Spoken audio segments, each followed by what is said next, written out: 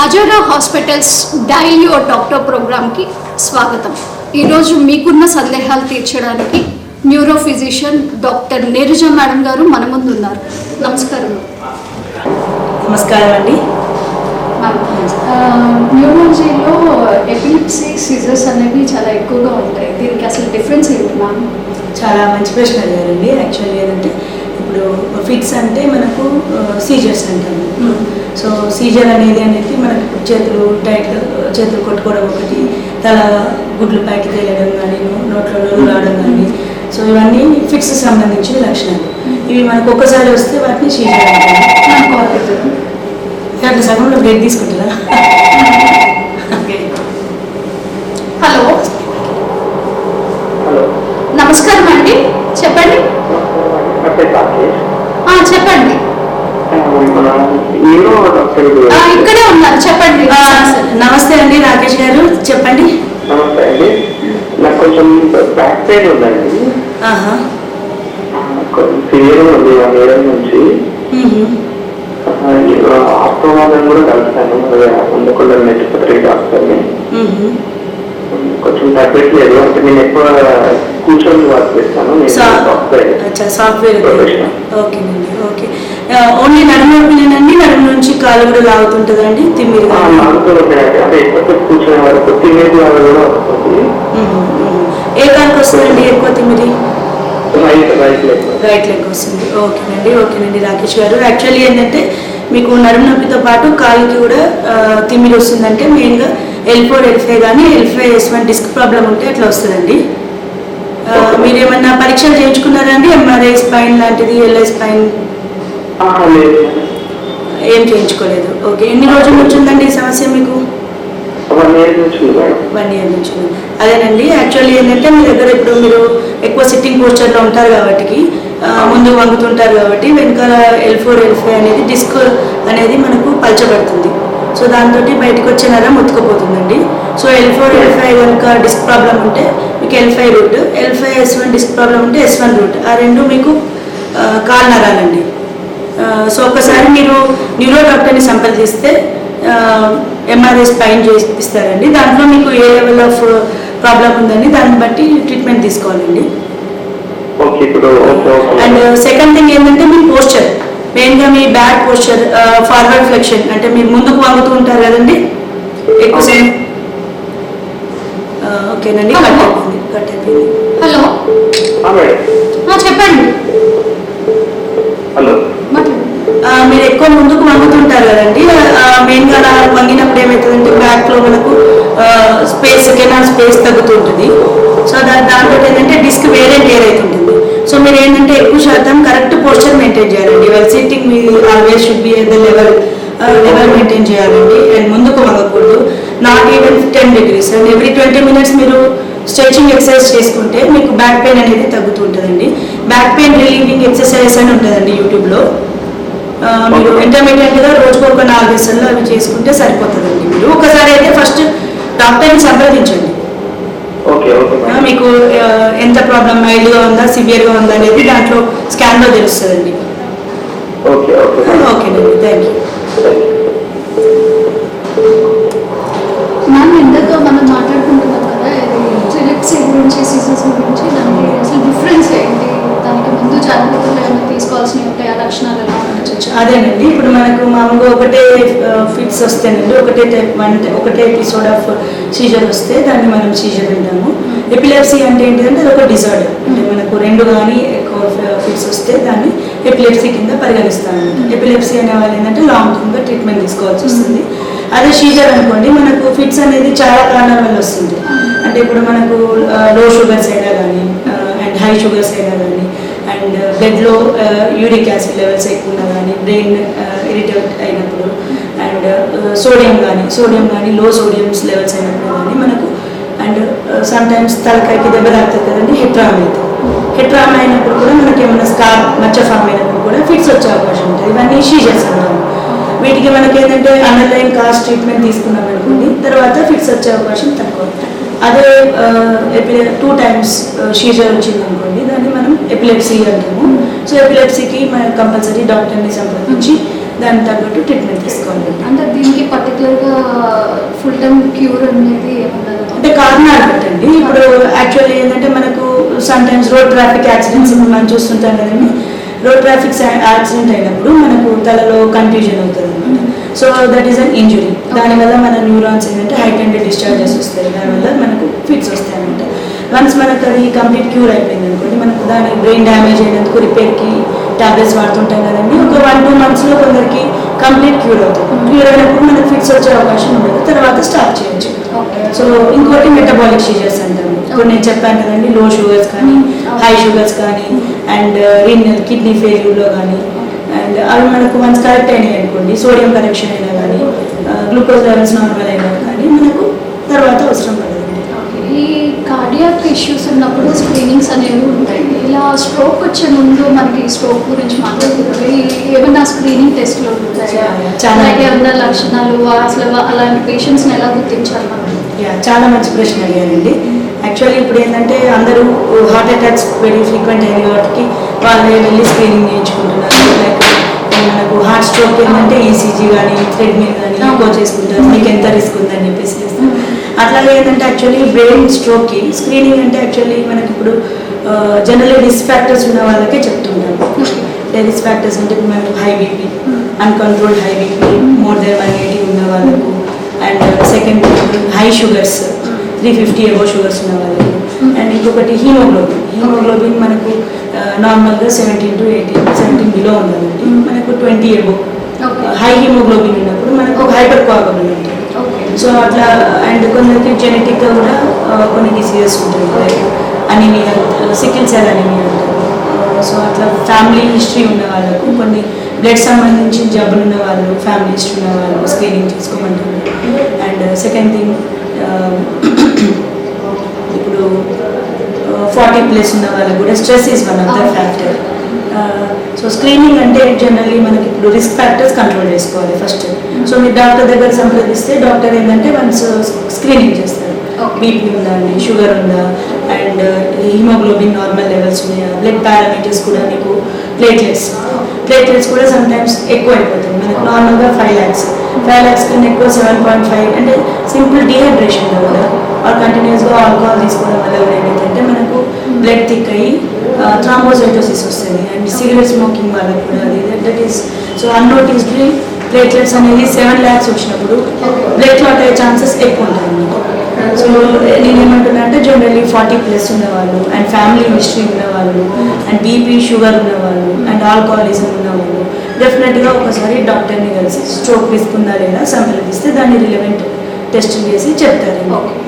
ఈ స్ట్రోక్స్లో చాలా టైప్స్ ఉంటాయి కదా, ఎక్కువగా అసలు ఏ టైప్ ఆఫ్ స్ట్రోక్ వచ్చే అవకాశాలు ఎక్కువ ఉంటాయి? అంటే పర్టికులర్గా సమ్ ఏజ్ ఉంటుందా, ఏజ్ ఫ్యాక్టర్స్ కానీ? అవునండి.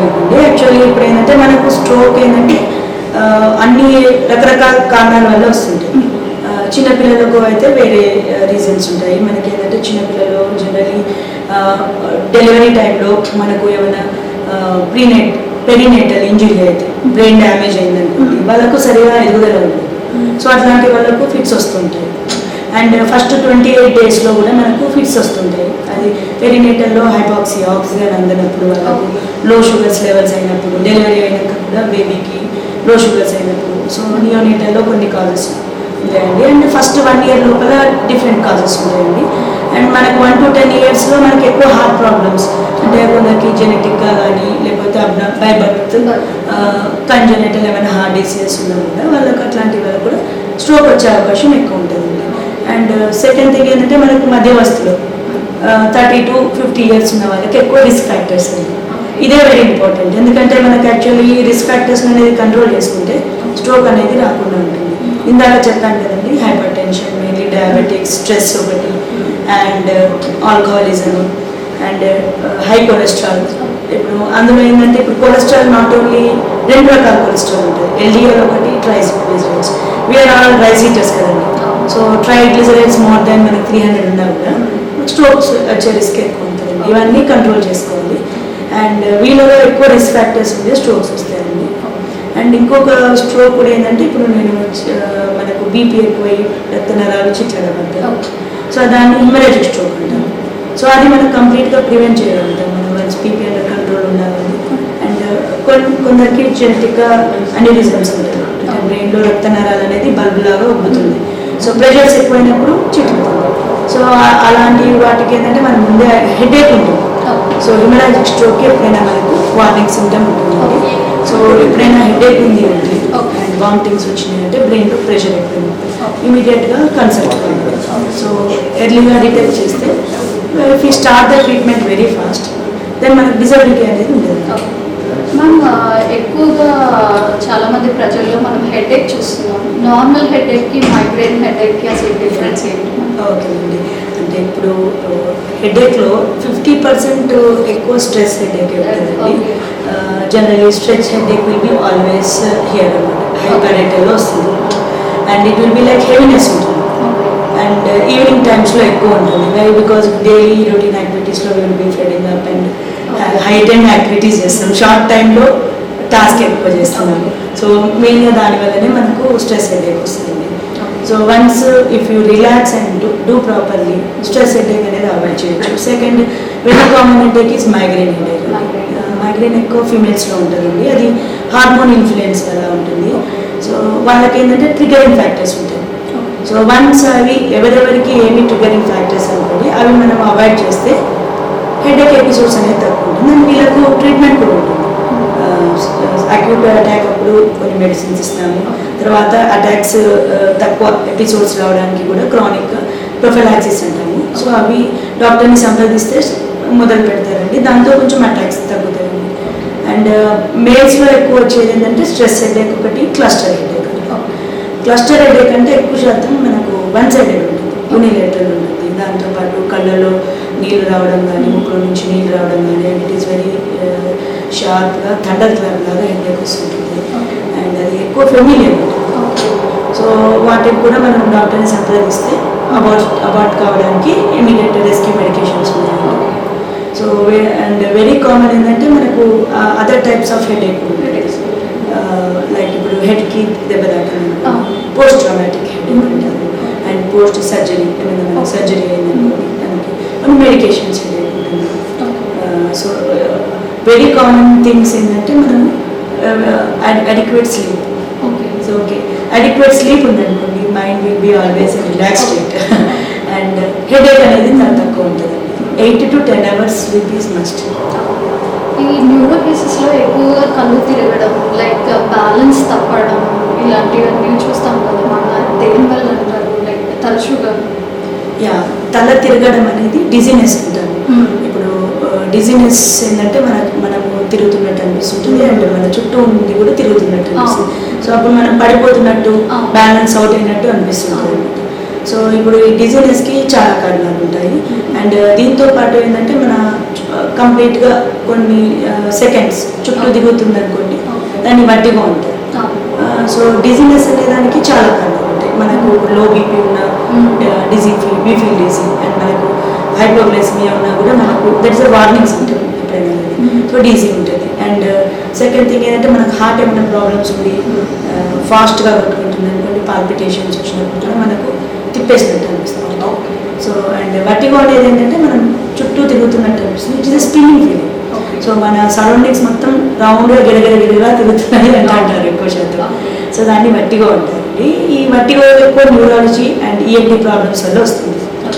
సో అప్పుడు మనం వట్టిగో అని నిర్ధారిస్తే న్యూరాలజిస్ట్ కానీ ఈఎన్టీ స్పెషలిస్ట్ని కలవాలండి. డిజీనెస్కి అయితే మనం ఫిజిషియన్ దగ్గరికి వెళ్తే జనరలీ మనకు ఏమేమి రీజన్స్ ఉన్నాయనేది దాన్ని బట్టి ట్రీట్మెంట్ తీసుకుంటే మళ్ళీ మనకు రిపీట్ కావాలి. మనం తరచుగా వింటూ ఉంటాం సెల్ ఫోన్ చూడటం వల్ల ఎక్కువగా న్యూరాలజికల్ ప్రాబ్లమ్స్ వచ్చే అవకాశాలు ఉంటాయంట. అవునండి. మెయిన్గా ఏంటంటే సెల్ ఫోన్స్లో ఇప్పుడు ఎక్కువ శాతం అడిక్షన్ అయిపోయింది. సో సెల్ ఫోన్లో ఏంటంటే చాలా మటుకు నేను అబ్జర్వ్ చేసిన దాంట్లో ఏంటంటే చైల్డ్లో ఎక్కువ సైకాట్రీ ఇష్యూస్ వస్తున్నాయండి. Compulsive behaviours and adamant behaviour and arrogance అనేది వస్తుంది. సో అదేంటంటే అడిక్షన్కి వెళ్తుంది ఎక్కువ శాతం. మనం ఏదో చిన్న పిల్లలు తినట్లేదని చెప్పేసి సెల్ ఫోన్ అలవాటు చేపిస్తుంటాం కదండి. సో దాని తర్వాత వాళ్ళకి అది కంపల్సరీ అయిపోతుంటుంది, వీళ్ళకి చూడాలనిపిస్తుంది. And it won't stop. ఇప్పుడు జంక్ ఫుడ్ ఎట్లా మనకు ఆకలి అనేది అసలు తీరదు, తింటా ఉంటే ఇంకా తింటా ఉంటాం కదండి. ఇది కూడా అంతే యాక్చువల్లీ. ఒక once one you open one video, you continuously watching it until there is no end in that.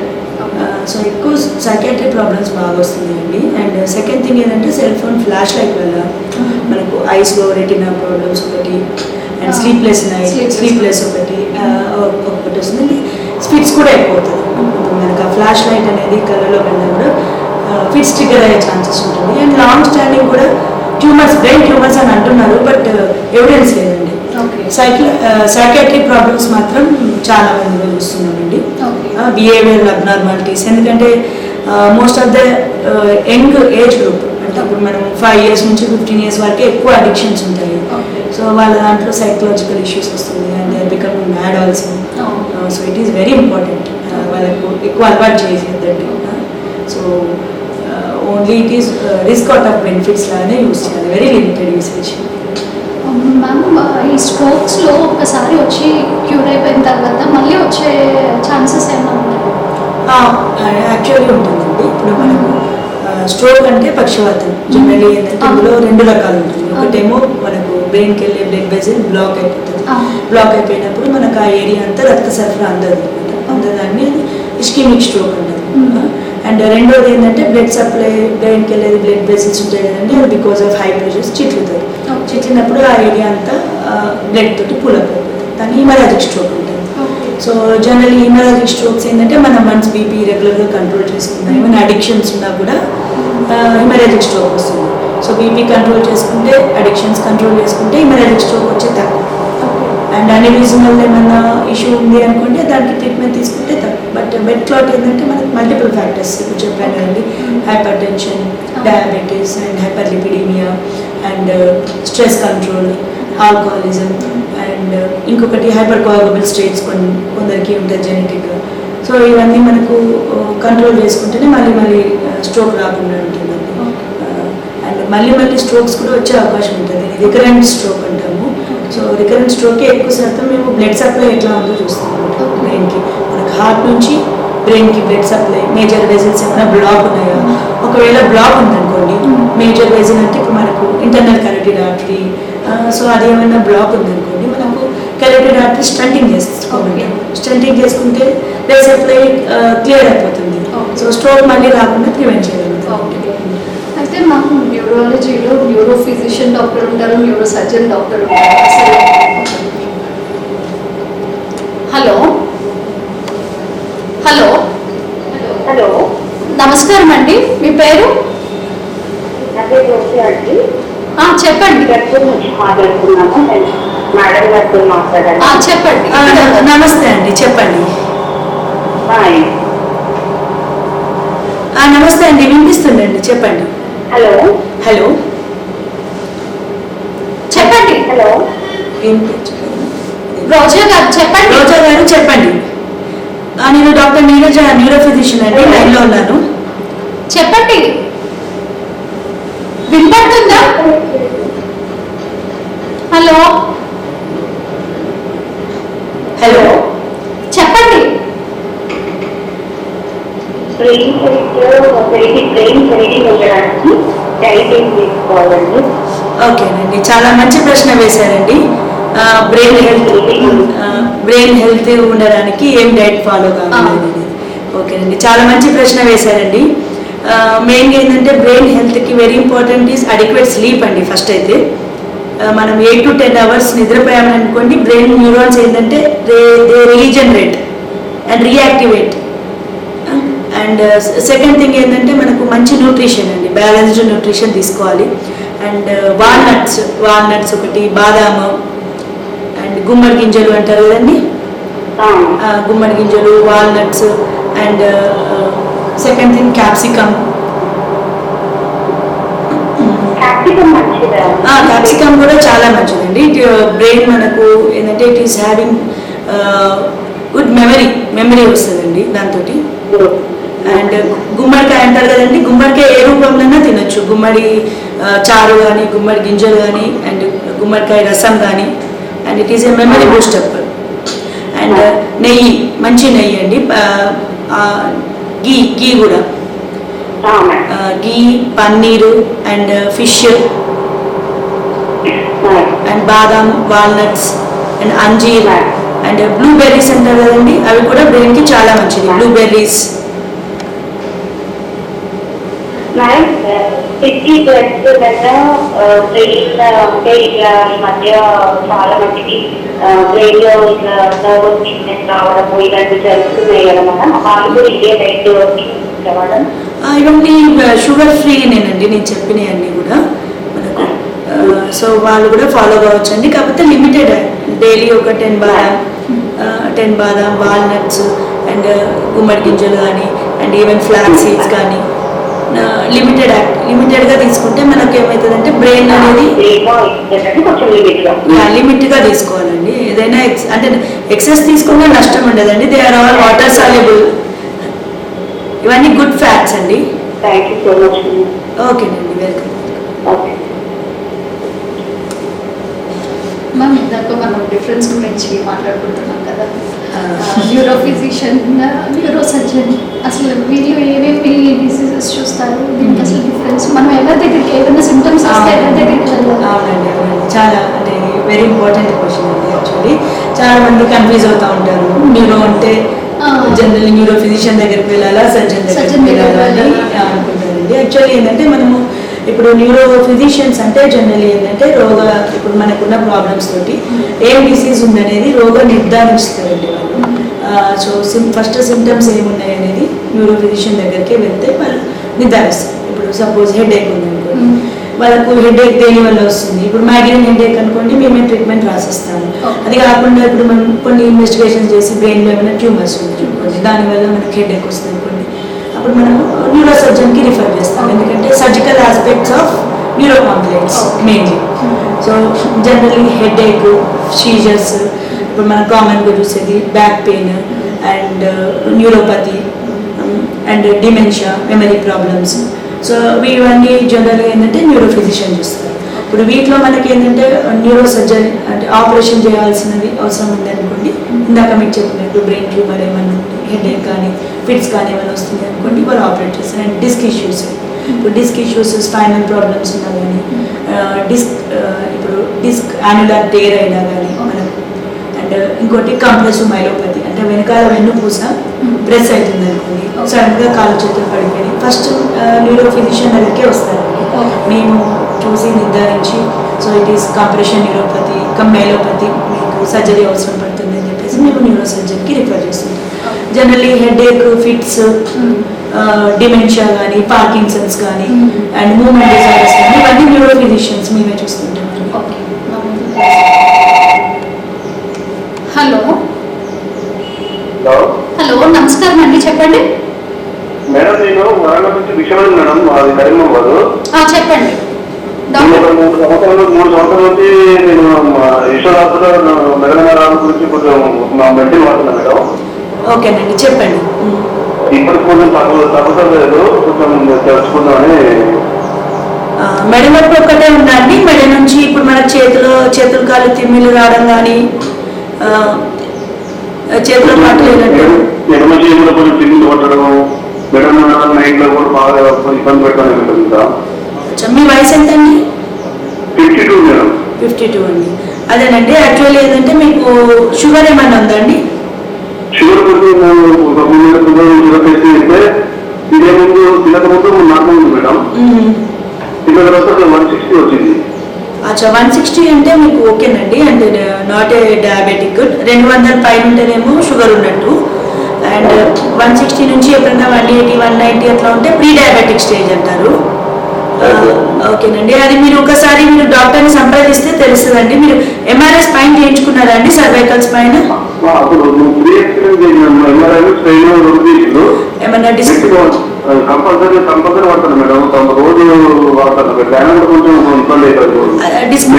Disc problem ఉందని చెప్పారండి? డిస్క్ ప్రాబ్లం కొంచెం ఉందని చెప్పిండు, దానికి చేయాల్సిన మెడిసిన్ వాడాలని చెప్పిండు. ఓకేనండి, మీరు ఏం వర్క్ చేస్తుంటారు? మీరు ఏం వర్క్ చేస్తుంటారండి? ఓకేనండి, వెరీ ఇంపార్టెంట్ ఏంటంటే మీకు ఇప్పుడు డిస్క్ ప్రాబ్లం ఉన్నప్పుడు మీరు ఎక్కువ బరువులు లేపకూడదండి చేతుల నుంచి. మీకు ఒక 5 kgs కన్నా ఎక్కువ బరువు లేపద్దు. బరువు లేపినప్పుడు మనకు అది ట్రాక్షన్ వల్ల ఆల్మోస్ట్ మీకు డిస్క్కి equal to 15 kgs work load పడుతుంది. సో హెవీ వెయిట్స్ లిఫ్ట్ చేయకూడదండి. అండ్ సెకండ్ థింగ్, ఇంటర్మీడియట్గా కాలర్ పెట్టుకోండి. మీకు కాలర్ పెట్టుకున్నప్పుడు ఏమవుతుందంటే మీరు ఎక్కువ నెక్ బెండ్ చేయరు, అండ్ తల బరువు అనేది మెడ బొక్కల మీద పడదు, అండ్ పోస్చర్ కూడా మెయింటైన్ చేస్తారు. ఎందుకంటే వెరీ ఇంపార్టెంట్, మీరు ఎప్పుడు ఫార్వర్డ్ ఫ్లెక్షన్లో ఉన్నారనుకోండి, డిస్క్ ఫార్వర్డ్ ఫ్లెక్షన్లో అంటే ముందుకు వంగి బరువు లేపుతూ ఉంటే మీకు డిస్క్ అనేది ప్రాబ్లమ్స్ పెరుగుతూ ఉంటాయి.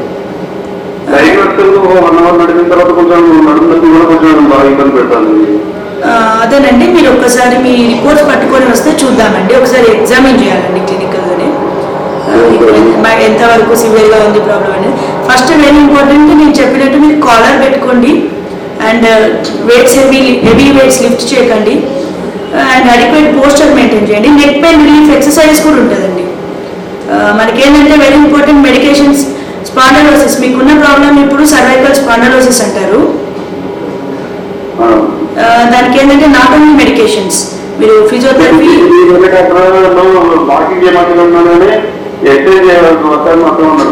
వాకింగ్ సరిపోదండి. నెక్ పెయిన్ రిలీఫ్ ఎక్సర్సైజ్ ఉంటాయండి, అది మీరు ఒక్కసారి వస్తే మేము వివరంగా చెప్తామండి. నెక్ పెయిన్ రిలీఫ్ ఎక్సర్సైజ్ అనేది డైలీ రొటీన్ యాక్టివిటీస్లో కంపల్సరీ 3 to 4 times చేయాలండి. దాంతో మీకు చాలా వరకు రిలీఫ్ ఉంటుంది. అండ్ మెడికేషన్స్ వెరీ మినిమల్ వాడుకోవచ్చు అండి. ఓకేనండి.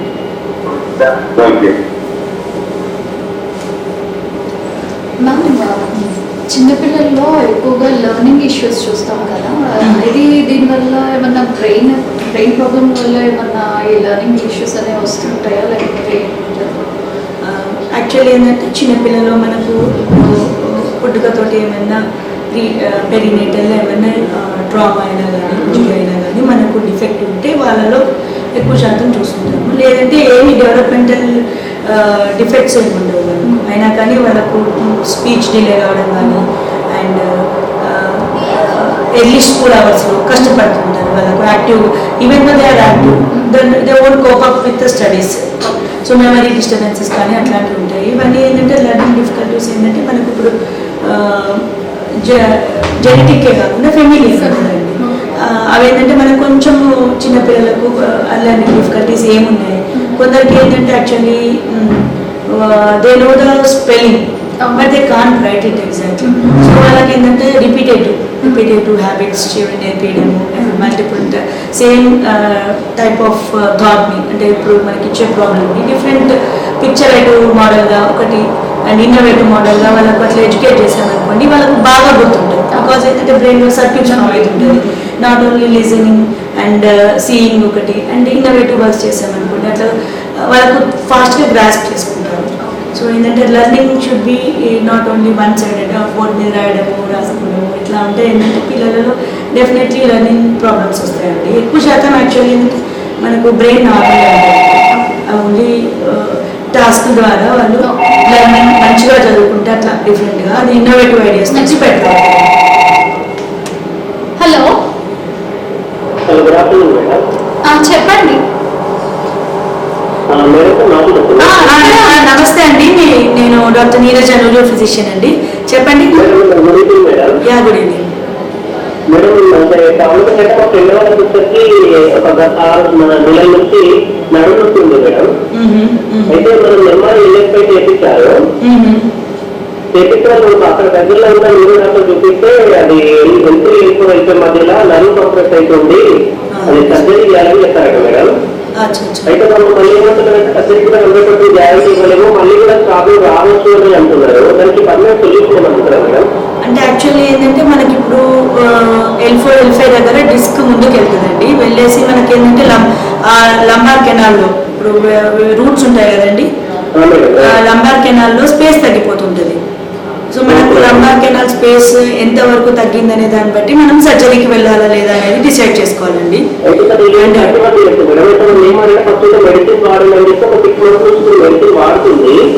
కాకపోతే మెడిసిన్ వాడినప్పుడు ఓకే, మన వర్కింగ్ చేయకుండా రోజుల్లో మళ్ళీ వర్కింగ్ చేసినా మనకి బెల్ట్ అయినా ఏం వెయిట్ పని చేసినా కూడా మళ్ళీ సేమ్ అదే ప్రాబ్లం అవుతుంది.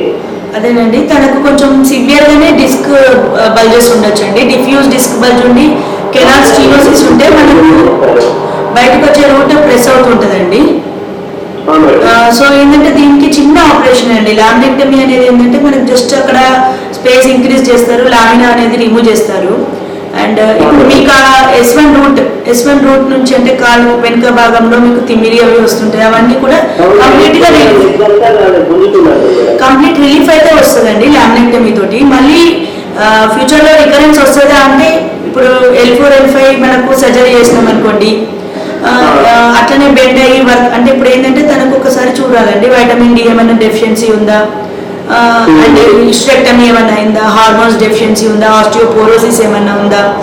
సో అవేమన్నా ఉంటే వాటికి యాక్టివ్ ట్రీట్మెంట్ తీసుకుంటే మనకు ఇంకా డిస్క్ ప్రాబ్లమ్స్ అనేది పెరగకుండా ఆపొచ్చండి. అండ్ సెకండ్ థింగ్ ఏంటంటే వెయిట్ లిఫ్టింగ్ చేయకూడదండి. వీళ్ళ లాంగ్ ట్రావెల్ కానీ వెయిట్ లిఫ్టింగ్ చేయకుండా ఉంటే మనకు డిస్క్ అనేది మళ్ళీ ప్రాబ్లం వచ్చే అవకాశం తక్కువ. ఇప్పుడైతే తనకు కంటిన్యూస్ పెయిన్ ఉంటుందని కాబట్టి కంపల్సరీ సర్జరీకే వెళ్ళాలండి, ఎందుకంటే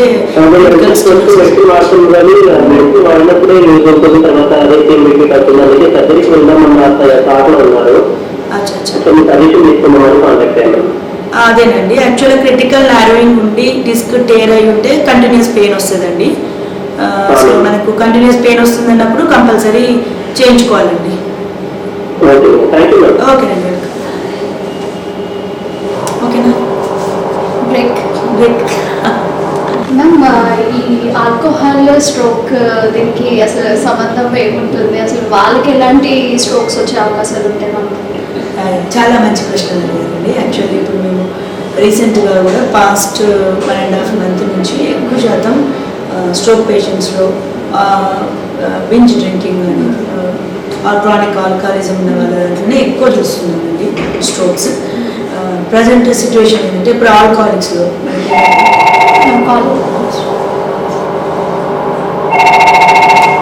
హలో హలో హలో నమస్కారం అమ్మా, చెప్పండి. నమస్కారం మేడం, నేను నీవిగా మాట్లాడుతున్నాను. ఇక్కడే ఉన్నా, చెప్పండి. ఇక్కడే ఉన్నానండి. నమస్తే అండి, మీ పేరండి? నమస్తే అండి, నా పేరు మానస అండి. మానస గారు చెప్పండి. డాక్టర్ గారు, నాకు ఊరికి మనసారు బాగా కలపోతుందండి. అంటే నాకు మైగ్రేన్ ఉన్నట్టండి, లేకపోతే నేను ఎలా చేసుకోవాలి మైగ్రేన్? అంటే ఎప్పుడు వచ్చినా కూడా వన్ సైడే వస్తుందా అండి హెడేక్? అవునండి, వన్ సైడ్ వస్తుంది. నైట్లు ఆన్ చేసినా ఇలా కనిపిస్తుంది, వామిటింగ్ సెన్సేషన్ అనిపిస్తుందండి. మీ వయసు ఎంతండి? మా వయసు మాత్రం 34 సంవత్సరాలు. ఇప్పుడు మీకు హెడేక్ వచ్చినప్పుడు వన్ సైడ్ అంటే అప్పుడప్పుడు లెఫ్ట్ సైడ్ అప్పుడప్పుడు రైట్ సైడ్ అట్లా వస్తుంటుందా అండి, లేదంటే ఓన్లీ ఎప్పుడు లెఫ్ట్ సైడ్ అట్లా వస్తుంటుందండి?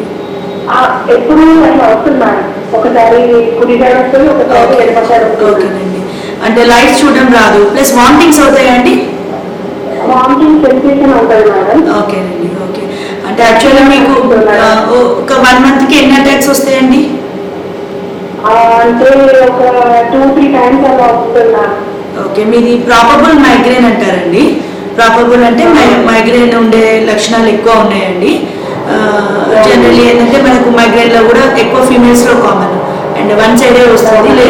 అండ్ ఫీవర్ వచ్చినప్పుడు కూడా మనకు ఇంటెన్సిటీ పెరుగుతూ ఉంటుంది. ఇప్పుడు స్లోగా పెరుగుతుంది, ఫస్ట్ తక్కువ హెడేక్ వస్తుంటుందండి, దాని తర్వాత హెడేక్ సివియారిటీ అనేది పెరుగుతుంటుంది. సివియారిటీ పెరిగిన తర్వాత మనకు వామిటింగ్స్ కానీ అండ్ కళ్ళు తిరగడం కానీ అండ్ లైట్ చూడకపోవడం కానీ అవన్నీ ఫోటోఫోబియా అంటారు, అవన్నీ కూడా వస్తుంది. అండ్ ఎక్కువ శాతం ఏంటంటే డార్క్నెస్, చీకట్లో అయితే మీకు హెడేక్ ఎపిసోడ్స్ తక్కువ ఉంటాయండి. మనకి ఏంటంటే మీకు మైగ్రేన్ అటాక్ స్టార్ట్ అయిన వెంటనే, ఎందుకంటే అది మెల్లగా పెరుగుతుంది. సో మొదలవ్వగానే మీరు వెంటనే డార్క్ రూమ్కి వెళ్ళేసి ఒక అట్లీస్ట్ 10-15 minutes కళ్ళు మూసుకొని కొంచెం నిద్రపోవాలండి. దాంతో అటాక్ అనేది అబార్ట్ అయ్యే అవకాశం ఎక్కువ ఉంటుంది. అండ్ ఒకవేళ అటాక్ అబార్ట్ కాలేదు, కంటిన్యూస్ అవుతుంది అంటే మాత్రం మీరు పెయిన్ కిల్లర్స్, NSAIDs ఉంటాయండి, నాప్రాడి లాంటిది, అది వేసుకుంటే మనకు ఒక 1/2 hourలో తగ్గిపోతుంది. అప్పటికీ తగ్గకపోతే ఎమర్జెన్సీ డ్రగ్స్ కూడా ఉన్నాయండి, ఎందుకంటే ఇది సివియారిటీ అనేది ఎప్పుడూ ఒకలాగా రాదు. Severity scale, headache severity scale ఏంటంటే మీకు అప్పుడప్పుడు చాలా తక్కువ వస్తుంది, అప్పుడప్పుడు విపరీతమైన తలనొప్పి వస్తుంటుంది. సో విపరీతమైన తలనొప్పి మనకు నాక్జామ్తో తగ్గదండి, దానికి నాలుక కింద వేరే గోళీలు ఉన్నాయండి, ట్రిప్టాన్స్ అంటారు, రిజాట్రిప్టాన్, సుమాట్రిప్టాన్స్ అని, అవి నాలుక కింద పెట్టుకుంటే మనకి ఇమీడియట్గా అబార్ట్ అయిపోతుందండి. అవునండి, మందులు అంటే యాక్చువల్లీ మీకు హెడేక్ సివియారిటీ బట్టి వాడాలి. ఎందుకంటే మీకు ఇప్పుడు హెడేక్ మైల్డ్గా వచ్చింది అనుకోండి, నేను చెప్పినట్టు చిన్న ఎన్ఎస్ఐడిస్, డోలో కానీ అండ్ నాబ్రాడీ కానీ వేసుకుంటే మీకు తగ్గిపోతుంది. అండ్ స్లీప్, నేను చెప్పాను కదా, నిద్రపోవాలి. అండ్ ఒకవేళ మీకు ఈ టాబ్లెట్స్ తోటి తగ్గట్లేదు అనుకోండి, సివియర్ అటాక్ వస్తుంది అనుకోండి, అప్పుడు మనకు బ్రెయిన్లో ప్రెషర్స్ పెరుగుతాయి. సో మైగ్రేన్ అనేది ఇంటెన్సిటీ ఎక్కువ ఉన్నప్పుడు బ్రెయిన్లో ప్రెషర్ చేంజెస్ వస్తాయి. అండ్ కొంతమందికి కొన్ని మైగ్రేన్, సివియర్ మైగ్రేన్ వచ్చినప్పుడు మనకు స్టాటస్ మైగ్రేనర్స్ అంటాము, అలాంటి వాళ్ళకు కూడా మాట నత్తిపోవడము, అండ్ చేతిలో తిమ్మిరి రావడం కానీ, అండ్ గిడ్డినెస్ వచ్చి పడిపోవడం కానీ అలాంటివి కూడా ఉంటాయి. ఎందుకంటే అవాయిడ్ చేస్తేనేమో మనకు అవన్నీ కాంప్లికేషన్స్ రాకుండా ఉంటాయి. సో మీకు ఏమొస్తున్నాయో దాన్ని బట్టి మీకు సివియారిటీ లేదనుకోండి, మీరు సింపుల్ ఎన్ఎస్ఐడిసే అప్పుడప్పుడు వాడితే సరిపోతుందండి. అండ్ వెరీ ఇంపార్టెంట్ ఏంటంటే మైగ్రేన్కి ట్రిగరింగ్ ఫ్యాక్టర్స్ ఉంటాయండి ఎక్కువ శాతము. సో ఒక్కొక్కరికి ఒక్కొక్కటి ఉంటుంది. కొందరికి వాసనలు పడవు, కొందరికి ఎండకు వెళ్తే హెడేక్ వచ్చేస్తుంటుంది, కొందరికి ఏం తినకుండా ఉంటే హెడేక్ వస్తుంది, కొందరికి ప్రీ మెన్స్ట్రల్ అంటే మెన్సెస్ ముందు. సో ఇవన్నీ అవునండి, అది హార్మోనల్స్ ఎఫెక్ట్ వల్ల వస్తుందండి. సో మీకు మైగ్రేన్ డెఫినెట్గా ఉన్నట్టేనండి. ఫోటోఫోబియా వామిటింగ్ సిమ్టమ్స్ అన్నారు కదా. సో అటాక్స్ మీకు 5 కన్నా ఎక్కువ అయితే మీరు ప్రొఫైలాక్సిస్ వాడాలండి. ఒకసారి డాక్టర్ని సంప్రదిస్తే మంచిదండి.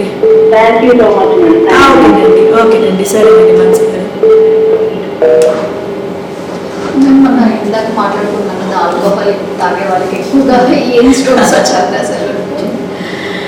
అదే అంటే యాక్చువల్లీ ఏంటంటే direct influence and indirect influence.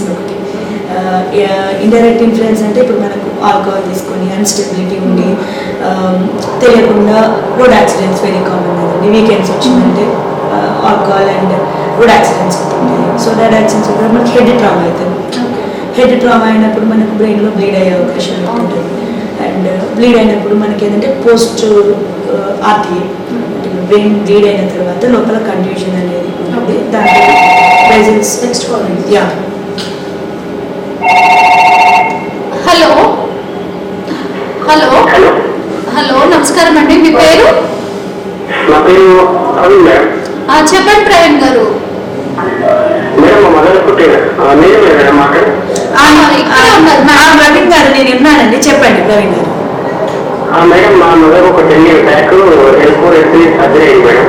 Okay. తర్వాత ఇప్పుడు కొంచెం అప్పుడు నొప్పి ఉందని తర్వాత నెక్స్ట్ ఏమైనా ఒక 10 years అవుతుంది. ఇప్పుడు వన్ సైడ్ ఈ షోల్డర్ ఉంటుంది కదా మేడం, షోల్డర్ నుంచి వాపస్ ఉంది రెగ్యులర్ గా పెయిన్ ఎక్కువ అవుతుంది. దానికి దీనికి సంబంధం ఉంటుందా? పెయిన్ కంటిన్యూ అవుతుంది. ఎంఆర్ఐ చేస్తే ఎంఆర్ఐలో ఏం లిగమెంట్ పెయిన్ ఏమన్నారు మేడం? షోల్డర్ ఎంఆర్ఐ చేశారండి? ఇప్పుడు మన షోల్డర్కి ఎంఆర్ఐ చేశారా, సర్వైకల్ స్పైన్ ఎంఆర్ఐ చేశారా? సర్వైకల్ స్పైన్ చేశారు మేడం. షుగర్ ఉందా అండి? షుగర్ లేదు మేడం, షుగర్ బీపీ అని ఏం లేదు మేడం. ఇంతకుముందు ఏమైనా స్ట్రోక్ వచ్చిందండి? స్ట్రోక్ లేదు మేడం, ఏం లేదు మేడం. ఓకేనండి. అది ఇప్పుడు మీకు భుజం నొప్పి అన్నారు కదండి? అవును మేడం, భుజం నొప్పి ఒక 4 months అవుతుంది మేడం. వాళ్ళు కాబట్టి అంటే ఇప్పుడు భుజం నొప్పి ఉన్నప్పుడు చెయ్యి కంప్లీట్ గా రొటేట్ చేయగలుగుతారా అండి? మళ్ళీ లేకపోతే రొటేట్ అంటే దాన్ని ఆర్థరైటిస్ అంటారండి ఎక్కువ. రొటేటర్ కఫ్ ఏమన్నా యాక్చువల్లీ ఏమవుతుందంటే మనం ఏమైనా హెవీ వెయిట్స్ లిఫ్ట్ చేసినప్పుడు లిగమెంట్స్ టేర్ అవుతుంది. ఇప్పుడు రొటేటర్ కఫ్ లో మనకు లిగమెంట్స్ ఉంటాయండి. సో అది మనకు టేర్ అయినప్పుడు పెయిన్ ఎక్కువ వస్తుంటుంది. రెండోది మనకి ఏమన్నా షుగర్ ఉన్నా కానీ, షుగర్ ఎక్కువైనా కానీ ఆర్థరైటిస్ వస్తుంది. జాయింట్ క్యాప్సూల్స్ దగ్గర ఇన్ఫ్లమేషన్ అయ్యి ఒకసారి ఆర్థో డాక్టర్నే కలవండి. ఇప్పుడు ఎందుకంటే మీరు ఫస్ట్ ఆర్థో డాక్టర్ని ఒకసారి కలిసి మనకు షోల్డర్ దగ్గర ఏమి ఆర్థరైటిస్ అట్లాంటి ఇష్యూస్ లేవు అంటే అది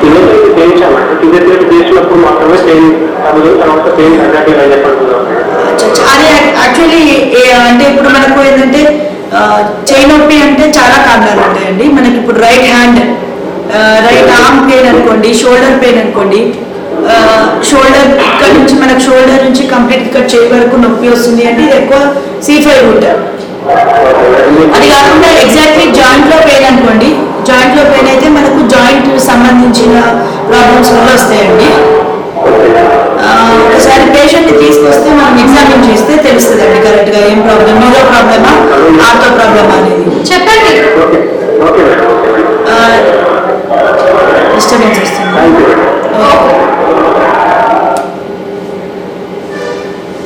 మ్యామ్ మీరు ఆల్కహాలిక్ దగ్గర ఆఫీసర్. Okay okay okay. అంటే వెరీ ఇంపార్టెంట్ ఏంటంటే ఆల్కహాల్లో ఇప్పుడు మనకు జనరల్ ఏంటంటే పర్సే డైరెక్ట్లీ స్ట్రోక్ కాజెస్ కొన్ని ఉంటాయి, ఇండైరెక్ట్ కాజెస్ అనమాట. ఇప్పుడు నేను ఇందాక చెప్పింది indirect causes. Under the influence of alcohol instability వల్ల ఆర్టీఏ వచ్చేసి బ్రెయిన్లో ట్రామా కన్ఫ్యూజన్స్ అవుతుంది, బ్లీడ్స్ ఉంటుంది. దాని తర్వాత సబెరక్యులర్ హెమరేజ్ అనేది కూడా మనకు ఉంటుంది. దాని కాంప్లికేషన్స్గా మనకు ఇన్ఫాక్ట్ స్ట్రోక్ వచ్చే అవకాశం ఉంటుంది. అది after few days of RTA. And second thing ఏంటంటే ఇప్పుడు మనకు కంటిన్యూస్గా ఆల్కహాల్ బింజ్ డ్రింకింగ్ కంటిన్యూస్గా తీసుకున్నారు. ఇనిషియల్గా హెడేక్ వస్తుంటుంది, ఎక్కువ శాతం మనకు కూడా హ్యాండ్ ఓవర్ హెడేక్ అని చాలా మంది ఎక్స్పీరియన్స్ అవుతుంటారు. But they will neglect it often. So headache ఎందుకు వస్తుందంటే బికాస్ ఆఫ్ డిహైడ్రేషన్ అండ్ వెయిన్స్లో ఏంటంటే మనకు డిహైడ్రేషన్ వల్ల బ్లడ్ థిక్ అవుతుంటుంది అనమాట. థిక్ అయినప్పుడు ఫస్ట్ చెడు రక్తంలో మనకు బ్లాక్ అవుతూ ఉంటుంది. సో అందులో చెడు రక్తం బ్లాక్ అయ్యి థ్రాంబస్ ఫామ్ అవుతుంది. సో దాన్ని సిఎస్విటి అంటారు అనమాట, cerebral sinus Venus thrombosis. So మనకేంటంటే జనరల్ ఇక్కడ సుపీరియర్ సాజిటల్ సైనస్ అంటారు, ఇంకోటి ఇటు ట్రాన్స్వర్స్ సైనస్. ఈ భాగంలో హెడేక్ వస్తుంది అనుకోండి, ఇక్కడ మనకు థ్రాంబోసిస్ అయి ఉండొచ్చు. అండ్ ఈ భాగంలో ఎక్కువ తలనొప్పి లేస్తుంది అనుకోండి. First early symptom is headache. Headache అనేది మనకు ఇంట్రాక్టబుల్ హెడేక్ ఉంటుంది అండ్ అది తీవ్రత రోజుకు పెరిగిపోతుంటుంది. సో హెడేక్ విత్ మన బ్రెయిన్లో ప్రెషర్స్ పెరిగినాయి అనుకోండి, వామిటింగ్స్. సో ఇవి వార్నింగ్ సిమ్టమ్స్. ఇమీడియట్గా న్యూరాలజిస్ట్ దగ్గరికి రావాలండి. అండ్ కంపల్సరీ మనకు ఎంఆర్వీనోగ్రామ్ చేస్తారండి. సో దాంట్లో మనకు తెలుస్తుంది. ఎర్లీగా డిటెక్ట్ చేస్తే మనకు వెంటనే చెడు రక్తంలో బ్లాక్ అంటే థ్రాంబోసిస్ అయింది అనుకోండి, దానికి మనం యాంటీకోగులెంట్స్ ఇస్తాం. ఇవ్వగానే అది క్లియర్ అయితే కాంప్లికేషన్స్ తగ్గిపోతుంది. లేదంటే చాలా కాంప్లికేషన్స్. ఇప్పుడు దానికి 2 రకాలుగా రావచ్చు. అది దాన్ని ఏమంటారంటే వీనస్ ఇన్ఫాక్ట్, అంటే బ్లడ్ క్లాట్ అవ్వచ్చు, వీనస్ ఇన్ఫాక్ట్ అంటారు ఆ ఏరియాలో. లేదంటే బ్లీడ్ కావచ్చు, ఆర్ మనకు ఇన్ఫాక్ట్ కానీ బ్లీడ్ కానీ కావచ్చు. అండ్ ఇంకొక విషయం కూడా చెప్పవచ్చు, ఆల్కహాలిక్స్లో అడిక్షన్స్ కూడా ఉంటాయి. మన దగ్గర కామన్గా అంబర్ అడిక్షన్ ఉంది. అంబర్ వల్ల ఏమవుతుందంటే మనకు సడన్గా బీపీ షూట్ అప్ అయిపోతుంది. 200, 220, 240 by 110 అట్లా బీపీ సడన్గా షూట్ అప్ అయింది అనుకోండి, మన బ్లడ్ వెజల్స్ అనేది రప్చర్ అవుతుంది. సో హైపర్ టెన్సివ్ ఏరియాస్లో మనకు బ్లీడ్ వచ్చే అవకాశం ఎక్కువ ఉంటుంది. దాన్ని హిమరేజిక్ స్ట్రోక్ అంటారు అనమాట. సో ఈ మధ్యలో ఎక్కువ శాతము మేము ఈ వింటర్ సీజన్ వెళ్తున్నారు కదండి, కంటిన్యూస్గా బింజ్ డ్రింకింగ్ చేస్తున్నాను. So haemorrhagic strokes very common అయిపోయింది. సో ఆల్కహాల్ తీసుకోవద్దని నేను చెప్పట్లేదు, but there should be any limit. Ma'am ఎక్కువగా డయాబెటీస్ ఉన్న వాళ్ళకి, లేకపోతే హార్ట్ ప్రాబ్లమ్ ఉన్న వాళ్ళకి, హైపర్ టెన్షన్ ఉన్న వాళ్ళకి ఖచ్చితంగా స్ట్రోక్ వచ్చే అవకాశాలు ఉంటాయి అని ఏమైనా ఉంటున్నాము? చాలా మందికి డౌట్స్ ఉంటాయి కదా ఇలా. ఒకటి యాక్చువల్లీ మనకు స్ట్రోక్ రిస్క్ స్కేల్ అని ఉంది, చాడ్ స్కోర్ అని ఉంటుంది. యాక్చువల్లీ ఏంటంటే దాంట్లో మనకు పారామీటర్స్ అంటే more than 2 risk factors. Uncontrolled hyper tension అంటే ఎప్పుడైనా బీపీ కంట్రోల్లో ఉండి, కొలెస్ట్రాల్ కంట్రోల్లో ఉండి, డయాబెటిక్ కంట్రోల్లో ఉంటే రిస్క్ తక్కువ. ఏజ్ ఫ్యాక్టర్ ఒకటి, మనకు ఏజ్లో ఏంటంటే ఆర్టరీస్ వెజల్స్ స్టిఫెన్ అయిపోతుంది. స్టిఫెన్ అయిపోయి అథెరోస్క్లెరోటిక్ చేంజెస్ అయ్యి అక్కడ మనకు ప్లాక్ ఫామ్ అయ్యి థ్రాంబస్ ఫామ్ అయ్యి స్ట్రోక్స్ వస్తుంది. ఇంకోటి ఇప్పుడు మనకి ఇప్పుడు ఉండే hyper tension, uncontrolled hyper tension ఉంది, అన్కంట్రోల్డ్ షుగర్స్ ఉంది. సో ఈ రిస్క్ ఫ్యాక్టర్స్ అనేది అన్కంట్రోల్డ్ అయినప్పుడే మనకి ఎక్కువ వచ్చే అవకాశం ఉంటుంది. ఓకే మ్యామ్, మనం చాలా తరచుగా వింటూ ఉంటాం పార్కిన్సన్స్ అని, అల్జీమర్స్ అని. అసలు దీని డిఫరెన్స్ ఏంటి? వీటి లక్షణాలు ఎలా ఉంటాయి? అసలు ఎలా గుర్తించాలి మనం ముందుగా, అసలు ఫస్ట్ ఎర్లీ స్టేజ్లో? చాలా మంచి ప్రశ్న అడిగారు. పార్కిన్సన్స్ అంటే ఏంటంటే వణుకుడు వ్యాధి అంటారు. సో షేకింగ్ పాల్సీ అంటాం. సో ఇది ఎక్కువ పార్కిన్సన్స్ అనేది డీజనరేటివ్ డిసీజ్ అండి. మన బ్రెయిన్లో ఏంటంటే డోపమిన్ న్యూరాన్స్ అనేది డిప్లీట్ అయిపోతుంటే ఇక్కడ అంటే చిన్న బ్రెయిన్లో మిడ్ బ్రెయిన్లో సబ్స్క్రిప్షన్ ఏరియాలో మనకి డోపమిన్ న్యూరాన్స్ తగ్గిపోయినప్పుడు మనకి పార్కిన్సన్ అనేది వ్యాధి వస్తుంటుంది. సో జనరల్ ఏంటంటే ఎక్కువ శాతం ఇది డీజనరేట్, అంటే మనము 70 సంవత్సరాలు పైన వాళ్ళకే చూస్తుంటాం. హలో హలో హలో మేడం, నమస్కారం మేడం. నమస్కారం అండి, చెప్పండి. చెప్పండి. మేడం ఇట్లా మమ్మీకి ఇట్లా మెల్లగా నుంచి కొంచెం గ్యాప్ వచ్చింది మేడం, బాగా తిరుగుతున్నాయట. మెడిసిన్స్ వల్ల సేమ్ అట్లా అవుతుంది మేడం. మళ్ళా అచ్చా, మీ మదర్ వయసు ఎంత అండి? Madam 45 madam. 45 years అండి. అచ్చా, ఏం వర్క్ చేస్తుంటారండి? హాస్టల్లో కుకింగ్ మేడం. అచ్చా, కుకింగ్ అంటే ప్రొలాంగ్డ్ స్టాండింగ్ అండ్ ఫార్వర్డ్ ఫ్లెక్షన్లో ఉంటారు కదండి. మనకు అంటే ముందుకు వంగి చేస్తుంటాం కదండి, చేతితో ఎక్కువ వర్క్ చేసినప్పుడు ఏమైందంటే మనకు ట్రాక్షన్ లాగా అవుతుంటుంది.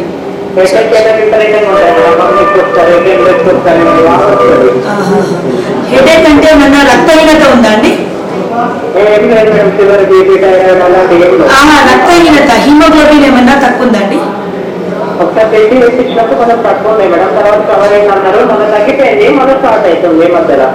అచ్చా, అదేనండి, మెయిన్గా హెడేక్ లేడీస్లో ఎక్కువ శాతం రక్తహీనతతోటి ఈవినింగ్ టైం వస్తుందండి.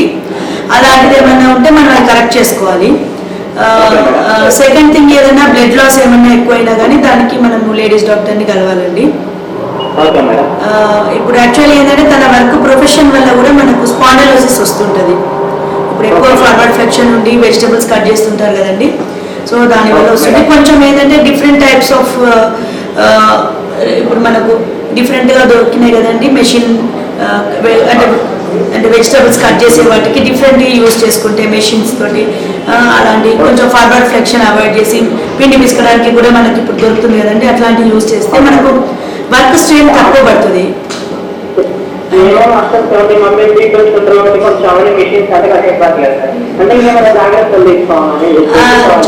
జాగ్రత్తలు అంటే ఒకసారి ఎంఆర్ఐ స్పైన్ చేయించుకుంటే తను ఏ స్టేజ్లో ఉంది, మైల్డ్ స్పాండలోసిస్ ఉందా, మోడరేట్ ఉందా, సివియర్ ఉందా అని తెలుస్తుందండి ఎంఆర్ఐ స్కాన్లో. సో దాని తగ్గట్టు మనము జాగ్రత్తలు తీసుకుంటే మనకు పెయిన్ రిలీఫ్ అనేది వస్తుంటుందండి. ఒకసారి తీసుకోండి అండి మీ మదర్ గారిని. చచ్చానండి, అది ఒకసారి స్కాన్ ఫీలింగ్స్ తీసుకోండి అండి, మాట్లాడదామండి.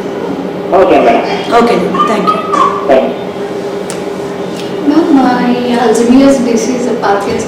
పార్కిన్సన్స్ గురించి అడిగారండి. యాక్చువల్లీ పార్కిన్సన్స్ అంటే షేకింగ్ పాల్సీ, ఇందాక చెప్పాను కదండి. ఇప్పుడు జనరల్ ఏంటంటే మనకు 70+ ఉన్న వాళ్ళకి ఎక్కువ శాతం పార్కిన్సన్స్ వస్తాయి అన్నమాట.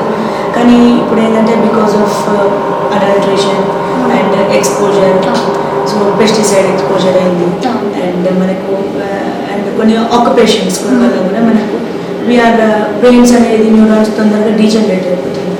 సో దానివల్ల ఎర్లీ పార్కిన్సన్స్ కూడా చూస్తున్నాము, like at the age of 30. ఇప్పుడు నేను నా దగ్గర కూడా వాళ్ళందరినీ యంగ్ పార్కిన్సన్స్ అంటారనమాట.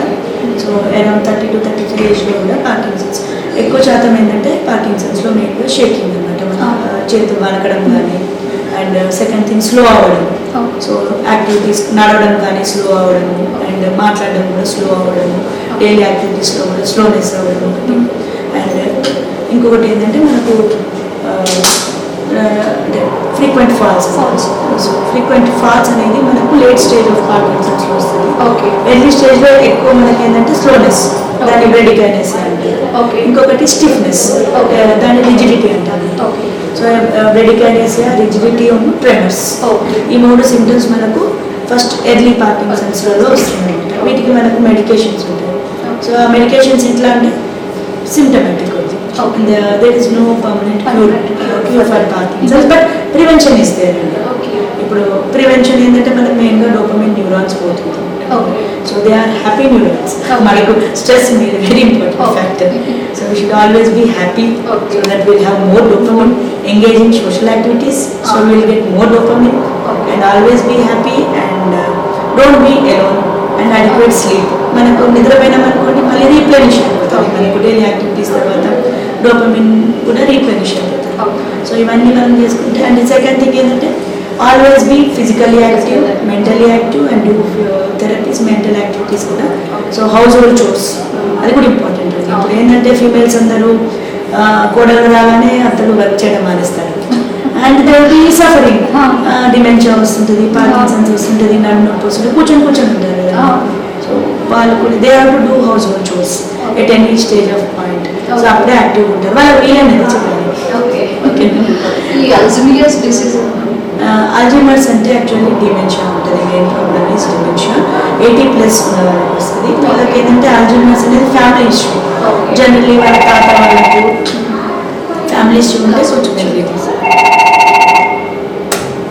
హలో, హలో నమస్కారం అండి, మీ పేరు మేడం? నాకు తెలియదు మేడం. చెప్పండి దిలీప్ గారు.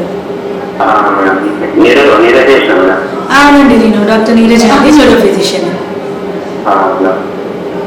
ఇది ఎల్బో నుండి కిందకి అంటే అరికాల వరకు నరం లాగేసింది. అట్లా కూర్చున్నప్పుడు అట్లా ఉండబడినప్పుడు వర్క్ వేసుకొని ఏదైనా ఉంటుంది మేడం. దానికి ఏముంటుంది అంటే మోకాళ్ళ నుంచి కింది వరకు అండి? ఇది అంటే నరం నుండి కింద వరకు. అచ్చా, ఇది దీన్ని రాడికులర్ పెయిన్ అంటారండి. మనకు కాళ్ళకు వచ్చే రూట్ నరం అంటారు కదండి,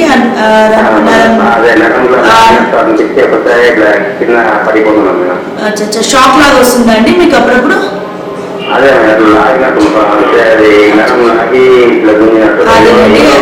ఓకే ఓకే. అది మీకు ఎడమ కాలుకు ఉందా అండి, కుడి కాలుకు ఉందా అండి? అచ్చా ఎడమ కాలుకు. ఓకేనండి. అది యాక్చువల్లీ ఏంటంటే మనకు L5 S1 డిస్క్ ప్రాబ్లం ఉంటే మనకు S1 రూట్ ప్రెస్ అవుతుంటుందండి. సో దానివల్ల మనకు అది S1 రూట్ ఏరియాలో మనకు తిమ్మిరి కానీ సూదులు పెట్టుకొచ్చినట్టు కానీ అండ్ కంటిన్యూస్గా డ్రాగింగ్ పెయిన్ కింది వరకు లాగుతుంటుందండి. అది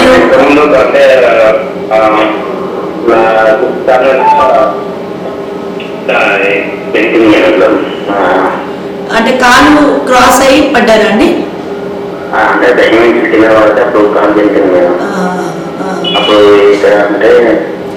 అదేనండి. ఒకసారి మీరు కాళ్ళకి నరాల పరీక్షలు చేయించుకుంటే మనకు ఇప్పుడు కింద నుంచి పైకి వచ్చే నరాలు ప్రాబ్లం ఉందా, పైనుంచి కింది నరాలు L5 ప్రాబ్లమా, L4 S1 రూటా, లేకపోతే పెరిఫెరల్ నర్వ్ అంటే అక్కడ పెరోనియల్ నర్వ్ అంటారు, ఏ నరం ప్రాబ్లం అనేది మనకు నరాల టెస్ట్లో తెలుస్తుందండి. అది ఒకసారి చేయించుకున్న తర్వాత దాని తగ్గట్టు మెడిసిన్స్ అన్నా లేకపోతే ఫిజియోథెరపీ అన్నా ఉంటుందండి. అది